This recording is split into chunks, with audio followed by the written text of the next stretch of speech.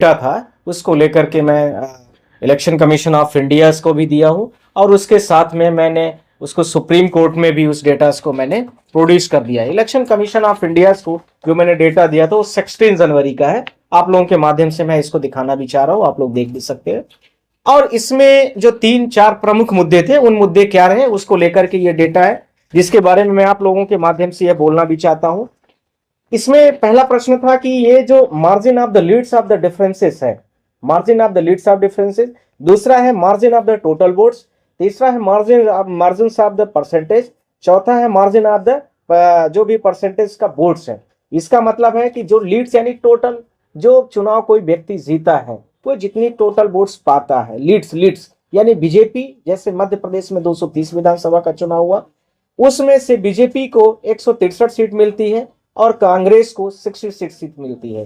तो इसमें 163 सीट्स में जो टोटल होता है लीड्स माइनस 63 विधानसभा 66 जो मध्य प्रदेश में कांग्रेस जीतती है, उन टोटल लीड्स का टोटल का मार्जिन जो होता है माइनस जो होता है वो इक्वल टू नहीं आ रहा है टोटल वोट्स बीजेपी के 230 विधानसभा सीटों में जितना कैंडिडेट ने पाया माइनस टोटल जो मध्य प्रदेश में कांग्रेस ने टोटल सीट में जो 230 सीटों का चुनाव हुआ उसमें जो टोटलिटीज होती है उसके आधार पर ये नहीं परफेक्ट वो डेटा नहीं मिल रहा था, जिसकी वजह से हम इलेक्शन कमीशन ऑफ इंडिया के पास गए। इसी प्रकार से छत्तीसगढ़ में 90 सीटों का चुनाव हुआ। उस 90 सीटों में से जो छत्तीसगढ़ का चुनाव था इसमें 54 सीटें बीजेपी जीतती है और इसके साथ में 35 सीटें कांग्रेस जीतती है। इस 54 सीटों में से जो 54 सीटें बीजेपी जीतती है इनका total leads minus 35 seat Congress की जो टोटल है उसके बराबर नहीं है। तो ये बीजेपी में कितना टोटल इन्होंने लीड्स कितना पाई 54 सीटों में 12,32,000 का डेटा, और इसके साथ में जो 35 सीटें कांग्रेस जीतती है उसका 5,58,000 का डेटा है। इन दोनों के बीच का जो डिफरेंसेस है वो 6,46 मतलब 46,000 है, यानी 6.5 लाख के आसपास का ये डिफरेंस है।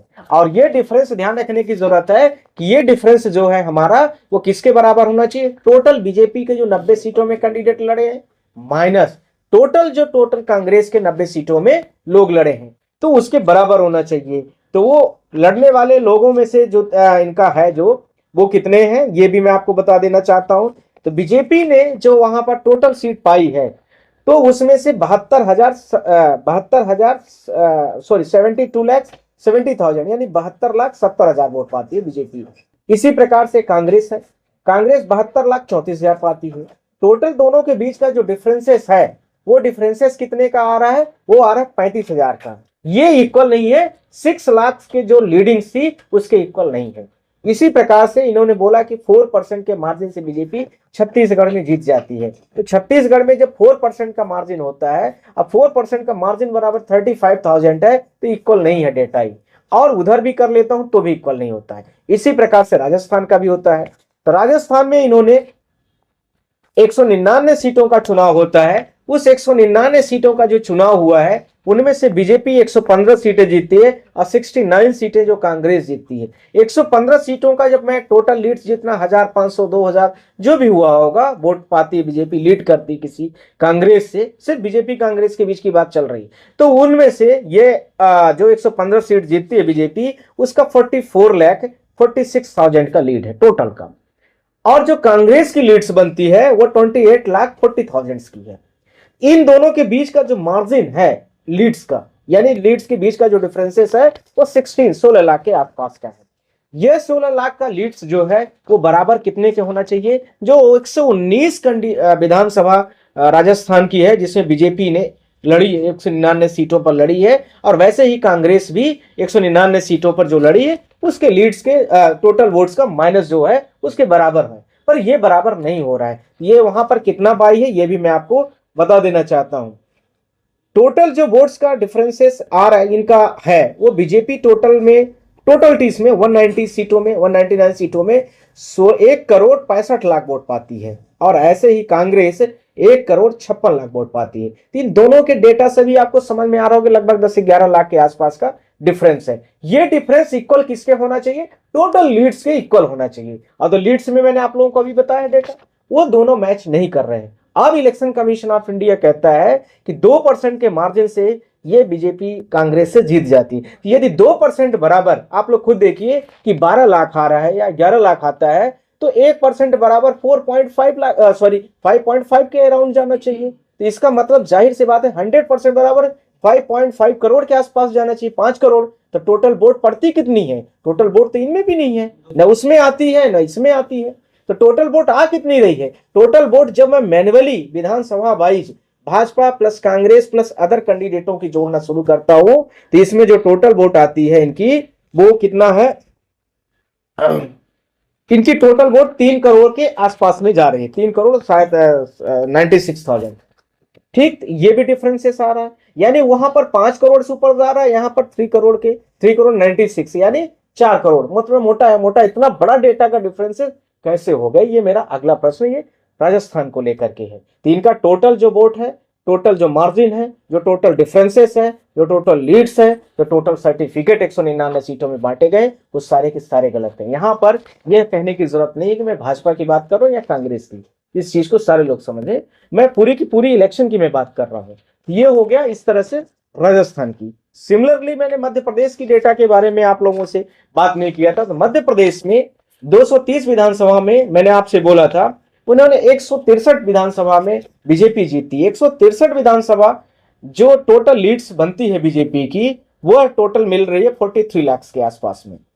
और ऐसे ही कांग्रेस जीती 66 सीट्स में, वो भी जाहिर सी बात है किसी न किसी से, तो किसी न किसी से नहीं, सिर्फ और सिर्फ बीजेपी और कांग्रेस के इलेक्शन कमीशन ऑफ इंडिया ने मार्जिन भी बताया है, डिफरेंसेस भी बताया है, टोटल वोट भी बताया है, सब कुछ, यानी बीजेपी और कांग्रेस के बीच का ही हर जगह मुकाबला दिखाया है। तो यहां पर जो इनका कांग्रेस का आ रहा है, वो आ रहा है 8,56,000 के आसपास में। अब इन दोनों के बीच का जब डिफरेंसेस करते हैं लीड्स की, तो ये कितने के आसपास जा रही है? 34,50,000। ठीक, ये होगी लीड्स का। अब इनका जो टोटल 230 विधानसभा में मध्य प्रदेश में कांग्रेस और बीजेपी के जो टोटल वोट्स था, उन दोनों के बीच का जो डिफरेंसेस है, वो डिफरेंसेस इसके इक्वल होना चाहिए, पर वो इक्वल तो है नहीं इनका कुछ भी। ये इक्वल नहीं है, तो इसका मतलब है कि इनका टोटल वोट्स का जो डिफरेंसेस है वो पूरा गलत है। जो इन्होंने 8% के हिसाब से बोला कि मध्य प्रदेश में 8% की वोट से बीजेपी लीड्स करती है, तो 8% की जो लीड है वो इनकी बहुत ज्यादा फ्लैक्चुएट कर रही है। इस आधार पर मैंने सुप्रीम कोर्ट में भी और chief election commission of India पर भी मैंने एप्लीकेशन दिया कि ये पूरा डेटा पूरा का पूरा फ्लैक्चुएट है, और ये फ्लैक्चुएशन डेटा को आप करेक्ट करिए, ठीक करिए। 16 तारीख को मैंने दिया है, 2 दिन हो गया, उन्होंने कुछ नहीं किया। तो इस एप्लीकेशंस की जो रिसीविंग कॉपी थी, मैंने इंटरनल तरीके से, अपने व्यक्तिगत तरीके से, थ्रू जनरल रजिस्ट्रार जो सुप्रीम कोर्ट के honourable chief justice of India के हैं, मैंने उनको कल दिया है कि आप इसको भी आप भी वेरीफाइड कर लीजिए। उन्होंने इसको फॉरवर्ड कर दिया है। अब आप लोग सोच सकते हैं कि एप्लीकेशन नंबर वगैरह हमें वो कल मिल जाएगा, जो भी होगा सो एंड सो, आप लोग उसको फिर हम उसको पब्लिश भी कर देंगे। अब सुप्रीम कोर्ट ऑफ इंडिया इसमें क्या एक्शंस लेती है वो भी आप लोगों को सुनने का है। पर यह है कि मैंने जो प्रेयर 5 की है वो ध्यान रखने की जरूरत है। तीनों इलेक्शंस राज्यों में जो किए गए हैं वह डेटा प्रॉपर नहीं है। आपका टोटल डेटा का मार्जिन, वोट का डिफरेंसेस, परसेंटेज, टोटल जो वोट आपने टोटलिटीज वोट दिखाया है वो सारे के सारे गलत हैं इस डेटा के आधार पर। और उन्हीं का डेटा है, ध्यान रखना है, और उन्हीं के डेटा को उन्हीं से मैंने पूछा भी है। मैंने अपना डेटा कुछ भी नहीं है, सिर्फ और सिर्फ मैंने क्लासिफाइड कर दिया है अलग अलग तरीके लीड्स का बना। जैसे मध्य प्रदेश का हो गया, इसको मैंने बड़े चार्ट में बना दिया। ऐसे ही आप देखेंगे यहां पर मैंने छत्तीसगढ़ का भी है इसके पीछे, यहां पर ऐसे ही इसी के जस्ट पीछे पर आप लोग देखेंगे राजस्थान का लगा हुआ है। सारे स्टेटों को मैंने प्रॉपर तरीके से honourable chief justice of India को भी एक कॉपी इस प्रकार से दे दिया है, और उनको मैंने समझाने की भी कोशिश किया है कि ये डिफरेंसेस नहीं है सही। ठीक, अब इसके साथ में तीनों राज्यों के चुनाव से संबंधित जो हमने याचिका पिटिशंस भी फाइल की थी, लेटर पिटिशन 3 दिसंबर को जब चुनाव हो रहा था तभी मैंने honourable chief justice of India के घर जाके दिया था। आप सब लोगों के माध्यम से पूरे देश को पता है। फिर जब सुमोटो की बात आई तो यह हुआ कि सुमोटो उसमें लिया जा सकता है, जो ऑनरेबल चीफ जस्टिस के हमारे स्टाफ से उन्होंने बोला। फिर उसके बाद बोला गया कि आप रीट पर आ जाए, हम रीट पर आए। रीट से हमारे मैटर में उसमें सुनवाई चल रही है, जिसमें से ईवीएम प्रिजर्व करने, वीवीपैट को प्रिजर्व करने, और इसके साथ में जो उसमें बाइनरी कोड 0 और 1 बाइनरी कोड डाली जाती है उसको लेकर के, और इसके साथ ही साथ में जो अन्य चीजें भी ईवीएम से संबंधित लैब्स में कौन सी कोडिंग डाली गई है उसका भी चिप, उसके साथ में चिप भी है, उसके परीक्षण करने की भी नेक्स्ट पिटीशन हमारी पेंडिंग पड़ी है कोर्ट में। यह भी और वो जैसे ही हमारे उसमें मैटर में डायरेक्शन हुआ था इमीडिएट हमने वो भी फाइल किया था। तो ये सारी चीजें हैं, इसके आधार पर जितने के सारे चुनाव में गड़बड़ियां हुई हैं पूरा ऑर्डर फॉर रिकॉल करने के लिए मैंने इलेक्शन कमीशन से रिक्वेस्ट किया है। साथ में 500 कुछ सीटें हैं, सब मिला करके टोटल मिला करके 519 सीटों का चुनाव हुआ है तीनों राज्यों का मिला करके। इनके जितने भी तीनों राज्यों में भाजपा हो या कांग्रेस, ये ध्यान रखने की जरूरत है, ये हमारा स्पेसिफिक मुद्दा किसी पार्टी को लेकर के नहीं है। हमारा सिर्फ और सिर्फ मतलब है कि आगे आने वाली पीढ़ियां या जो भारत देश में जो जनरेशन है फ्री और फेयर इलेक्शंस की अनुभूति करे। वो जिसको वोट दे वो लगनी चाहिए कि वोट उसको मिला है, उसका कॉन्फिडेंट होना चाहिए। जो पर्ची मिलती है वो पर्ची के लिए भी हम अगला रिक्वेस्ट करने वाले हैं ऑनरेबल जस्टिस से, क्योंकि कोई पर्ची लेकर के व्यक्ति कहीं वोट जाकर के डाल सके, कहीं दिखा सके कि हमने वोट दिया है, पर्टिकुलर व्यक्ति को दिया है। इलेक्ट्रॉनिक चीजों में डेटा बहुत कुछ गड़बड़ी हो सकती है, ये हर कोई मानता है। तो ये अगला हमारा यह भी कदम होगा। पर अभी सिर्फ और सिर्फ 519 जो विधानसभाओं का चुनाव हुआ है उनके सब के सब रिपोर्ट कार्ड मंगाए जाए और तत्काल स्टे लगाया जाए, और इसके साथ में तत्काल इन सारी चीजों को जो भी विधानसभा इलेक्शन कमीशन अपने डेटा से चेक कर ले, क्रॉस वेरीफाइड करके उनको कैंसिल करे। जी सर, मेरा सवाल है कि ये वोटों का आप घोटाला मतलब मानते हैं इसको कि वोटों का घोटाला हुआ, और अगर ये इस लेवल पे हुआ है तो इलेक्शन कमीशन ऐसे बड़े घोटाले किस तरीके से, मतलब वोटों में हेर फेर इधर उधर एडजस्टमेंट जो हुआ है कैसे हुई है ये, और इलेक्शन कमीशन को पता। अब आप जो घोटाला वर्ड का यूज कर रहे हैं तो आप खुद ही बता दिए हैं, मैं तो अभी नहीं कहूंगा। इलेक्शन कमीशन ऑफ इंडिया का जो शब्द जिस तरह से उन्होंने यूज किया है, जिस तरह से उन्होंने डेटा दिया है, मैं उनको दे भी दिया हूं, मैंने उनको चैलेंज भी नहीं किया। मैंने बोला आप इसको वेरीफाइड कर लीजिए, आप ही का डेटा है, जैसे आपसे भी गलती हो सकती है, आपसे भी हो सकती है। मैं उनको दे दिया हूं, मैंने समझाने की भी कोशिश किया है, आप खुद देख लीजिए। मैंने प्रॉपर 8-10 पन्ने का पिटीशन है वो, तो मैंने प्रॉपर समझाया है, क्योंकि मैं मैथमेटिक्स ऑनर्स हूं तो मुझे इन चीजों का थोड़ा सा प्रॉपर तरीके कैटेगराइज करके मैंने समझाया। आपका गड़बड़ी है तो आप उसको बोलिए कि ये गड़बड़ हो गया है मुझसे, हम ऐसा ऐसा गड़बड़ियां हैं, हमारे देश का संवैधानिक विषय है, हमें कॉन्फिडेंस में लीजिए। आपको ले, मीडिया को ले, जनता को ले, 140 करोड़ की जनता को माफी मांगे कि हमसे गड़बड़ियां हुई हैं, तो ये सब उनका विषय है। क्योंकि इतने बड़े लेवल का चुनाव आप करा रहे हो, वर्ल्ड की सबसे बड़ी डेमोक्रेटिक कंट्री का चुनाव करा रहे हो, यदि इस तरह से आप करोगे इस देश में, फिर तो आप किसी को भी सत्ता दे सकते हो और 1 महीने बाद माफी मांग सकते हो, फिर ये कह सकते हो कि क्लर्कियल एरर हो गई। इतनी बड़ी ब्लंडर मिस्टेक हो सकती है, आपको लगता है? आप सही है या फिर पॉलिटिकल पार्टियां इसका पूरा अनजान है, उन्हें कुछ पता ही नहीं है। जितनी विपक्ष की पार्टियां, नेशनल पार्टियां हैं, उनके बड़े बड़े एडवोकेट हैं, उनको फिर पता ही नहीं है इसके बारे में। तो नेशनल पार्टी का एडवोकेट्स का मतलब क्या समझना चाहते हैं आप? नेशनल पार्टी का एडवोकेट का मतलब जो डेटा दिया है आपने, पूरा ग्राफ तैयार करके जो दिखाया है, क्या दूसरी पार्टियां जो हैं, जो नेशनल लेवल की पार्टियां हैं, उनके जो पार्टी के जो एडवोकेट होते हैं या पार्टी होती है, उनको इसके बारे में जरा भी पता नहीं है? मुझे लगता है कि जो अभी रूलिंग पार्टी, जो अपोजिट पार्टी जो आप कहना चाहते हैं, हो सकता है कोई इतने डीपली मुद्दे से न गए हो। इसके पहले आपने किसी को देखा है कि सुप्रीम कोर्ट के चीफ जस्टिस ऑफ इंडिया के घर चला गया हो?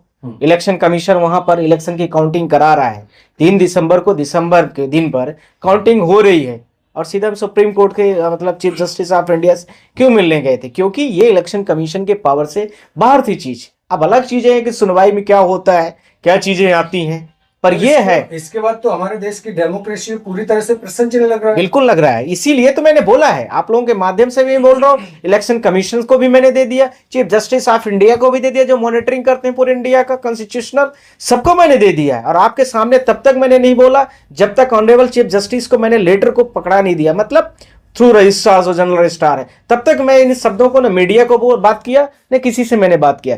आज ये मुझे ब्रीफिंग मिल गई है कि मैंने इसको फॉरवर्ड कर दिया आगे डेटा वेरीफाइड करने के लिए, तब मैंने आप लोगों के माध्यम से इस चीज को, डेटा का उजागर किया है। मतलब ये सीधे तौर पर कह सकते हैं कि चुनाव आयोग से चूक हुई है या गड़बड़ घोटाला किया गया? ये दोनों शब्दों का ये clarification honourable chief justice of India देंगे। हमारा प्रश्न उठाना मुद्दा है, आप लोगों को दिखाना मुद्दा है, आप लोग उसमें क्रॉस वेरीफाइड करेंगे, 10 क्वेश्चन उठाएंगे, ये हम सबके डेमोक्रेसी के खतरे का सवाल है। एक सवाल है कि सर कि चुनाव का रिजल्ट भी आ गया, निर्वाचन भी हो गया, मतलब मुख्यमंत्री भी बन गए अलग अलग राज्यों में, तो अब आपके प्रश्न चिन्ह उठाने के बाद क्या एक्शन आप चाहते हैं, मतलब उम्मीद करते हैं कि क्या एक्शन हो सकता है? क्या सरकारें बर्खास्त होगी? क्या उन जिनको लेटर पकड़ाए गए हैं जो जहां से जीते हैं उनका कुछ हो सकेगा? मैं आप लोगों के माध्यम से कहना चाहता हूं कि मैंने बड़ी बड़ी सरकारें बनी हैं और बिगाड़ते हुए भी देखा है। ध्यान रखना, महाराष्ट्र की सरकार, रात को देवेंद्र फडणवीस ने, आप लोगों ने देखा होगा, ओथ लिया था। हम लोग honourable chief justice of India के पास में सारे पिटीशन फाइल करके वही सरकार गिरी थी। आपने देखा होगा कर्नाटका में भी ये हुआ था, आप लोगों ने देखा, और भी भारत देश में बहुत हुआ। तो ये सब चीजें हमारे लिए बहुत बड़ी चीज नहीं है। यदि गड़बड़ी, हमारे पास आज डेटा अवेलेबल है, पहले भी हमारे पास डेटा था, पर इतने 519 विधानसभा में एक एक व्यक्ति का डेटा को आपको पूरा रेक्टिफाइड करना है, तो वो थोड़ा सा एक बड़ा मसला होता है। इसलिए मुझे टाइम लगा पब्लिश करने में। यही बोला है आप लोगों को मैंने, आज बुलाया है तब जब 2 दिन हो गया और इतना बड़ा मैटर है देश का, और अभी तक इलेक्शन कमीशन ऑफ इंडिया नहीं संज्ञान ली, तब मैंने आप लोगों के माध्यम तो से। सीधी बात यह है कि इलेक्शन कमीशन ऑफ इंडिया वो निष्पक्ष नहीं है, आप ये कहना चाह रहे हैं? इस डेटा के आधार पर पक्षपातपूर्ण है। न्याय मिलेगा? देखिए, आ रहे हैं, कम अंतर से डिफरेंसेस आया है, न्याय मैं मिलेगा? आप लोगों के न्याय की माध्यम, उम्मीद लगती है आपको? नहीं देखिए, न्याय कोर्ट में आदमी क्यों आता है? न्याय को लेकर के ही आता है, उम्मीद भी करता है। ये थोड़ी कोई सोचता है कि न्याय नहीं मिलेगा। ये हम लोग सारे लोग उम्मीद को लेकर के ही आए हैं। और ऑनरेबल जो चीफ जस्टिस ऑफ इंडिया है, वो इतने, मुझे लगता है, को प्रॉपर तरीके से परस्यू करेंगे। और आप लोगों की वीडियोस इतनी ज्यादा होती हैं कि उसको भी वो देखते हैं और सारी चीजों को संज्ञान भी लेते हैं। 24 का चुनाव नजदीक है, मतलब 24 तो आ ही चुका है, तो इतने बड़े गड़बड़ घोटाले के बाद तो रोक लग जानी चाहिए फिलहाल तो चुनाव पर, क्या लगता है आपको? मैं इलेक्शन कमीशन से तो पहले इसीलिए बोला था कि आप इसको रेक्टिफाइड कर लीजिए, जांच कर लीजिए, चेक कर लीजिए, हो सकता है आपसे मिस्टेक हुई हो।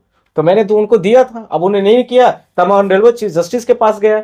अब वहां पर ये आज का जो डेटा था, मैंने आप जो आज का हुआ है वो मैंने आपको पूरी घटनाओं के बारे में बता दिया हूं। अब आप लोग भी पूरे देश में बताएंगे इन चीजों को, पूरी मीडिया के माध्यम पूरे देश में फैलेगी ये बात, तब इलेक्शन कमीशन हो सकता है कि वह भी सो रहा हो। और इलेक्शन कमीशन को तो सारी चीजें को नॉलेज है इसका। सर, फिलहाल की स्थिति को देखते हुए क्या लगता है कि 2024 के चुनाव होने चाहिए इतना, क्योंकि ये छोटी मोटी संख्या नहीं बता रहे हैं आप, बहुत भारी संख्या। मैं नहीं बता रहा हूँ, इलेक्शन कमीशन ऑफ इंडिया का पोर्टल का डेटा खोलिए, टोटल आप मार्जिन कर दिए, टोटल चीज आप छोड़ दीजिए, एक शीट में रखे। चीज बैलेट पेपर से चुनाव होता, ईवीएम का जो मुद्दा उठ रहा है आज, उसको लेकर तो फिर नहीं होता। कैसे लिंक है? आप वही बता। ये जो गड़बड़ियां, जैसे आपके पास, सबके पास में पर्चियां होती, पर्चियां काउंट कर लेते हर आदमी। अब ईवीएम कहां रखी है? हमने ईवीएम को जब केस फाइल हुआ था, अब ईवीएम बेंगलुरु पहुंच गई खराबी होने के नाम पर, वीवीपैट पहुंच गया है कहीं और खराबी होने के नाम पर, तो अब तो आपको देखने को कुछ मिलेगा ही नहीं। तो आप क्या कर, पर्ची होती तो डिब्बे में पैक रहती थी, पर्ची डिब्बे में पैक रहती थी, हम चाहते 10 बार काउंट करा लेते। तो बूथ लूट भी तो होती थी ना? बूथ लूट और वीवीपैट भी तो रखा है आपके पास में, दोनों से मैं कह रहा हूं ना। जैसे बाजू में आपने वोट डाला और ये ईवीएम की मशीन है, आपने वोट डाला, वीवीपैट में दिख गया, टोटल मान लीजिए 500 इस पोलिंग में वोट पड़ी है, तो वो तो आपको दिख गया, टोटल वोट इतनी पड़ी, इतना इस पार्टी को मिले, इतना इस पार्टी को मिल गया। और बाजू में जैसे मान लीजिए मैं वोट डाल के गया, अपनी पर्ची निकली और बाजू में एक डिब्बा रखा है, मैं अपनी डाल दिया, वहां पर वेरीफाइड हो गया, वहीं पर 1 मिनट का काम है, वो ज्यादा से ज्यादा 1 घंटे लगते हैं। पंचायत के चुनाव कैसे होते हैं? ऐसे हो रहे हैं सिंपल तरीके से। आप 1 घंटे में 500 वोट को गिनने में कितना टाइम लगेगा? 500 की गड्डी आपको मैं दे दूं, कितना टाइम लगेगा गिनने में? ना कि बराबर। पर्ची छोटी छोटी होती है, आप देख रहे होंगे, बड़ी मिनिमम साइज की होती है, उनको गिनने में कितना टाइम लगता है? ये तो इलेक्शन कमीशन के कंसंट्रेट का मुद्दा है, यह तो देश के कॉन्स्टिट्यूशन